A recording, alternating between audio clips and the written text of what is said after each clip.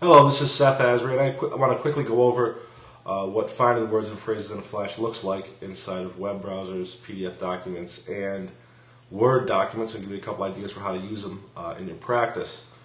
This is about finding things inside of documents once you already have them open.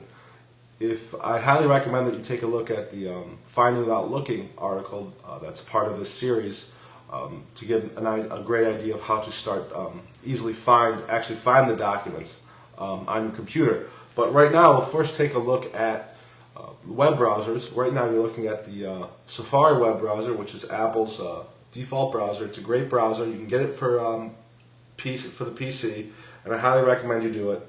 It's my favorite browser of all of the ones that are available.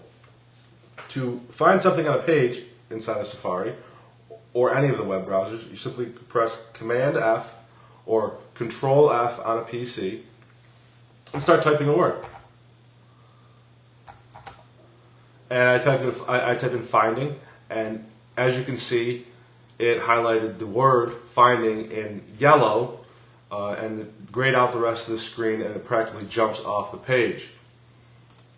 And there it is again. And if there was more than one instance, it tells you how many matches, and you can just go back and forth between the two of them. So if I put in find, there's 9 finds on here, and you can just go right through them very easily. I use this a lot for when I'm reading, when I'm searching for things in blogs or reading cases online. It really helps with that. You take a quick look at what it looks like inside of Firefox. Firefox is the same command, and the box pops up from the bottom of the screen down here. You just simply start typing a word in there, and as you can see, as you type, it starts finding that word. The word is find, and it goes right to it, and then you just click next to get to each instance of it. And Internet Explorer works similarly, but the Internet Explorer box actually is not integrated into the window. It's a separate kind of thing. I think Safari is the best at this, and I think that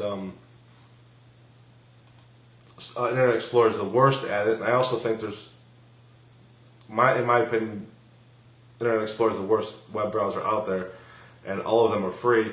So there's really no reason why you have to be stuck with it. So let's take a look right now at PDF documents. And in PDF, the find box is up at the top, and it's available both in Acrobat and Reader. If you're in Reader, which most people are probably familiar with, you just simply type a word in, and we'll use the word, let's say the word summary, and it just finds it, the first one, and then these little navigation arrows will take you to the next instance, and in this case there are none. One great practical application of this is with cases. Once you have a case available to you in any digital form, I usually use PDFs when I download from Westlaw or Lexis. If you're looking at someone's argument and you're looking for a pinpoint site, they're very easy to find with the find function. So let's say in this case, someone's pinpointed to page 50.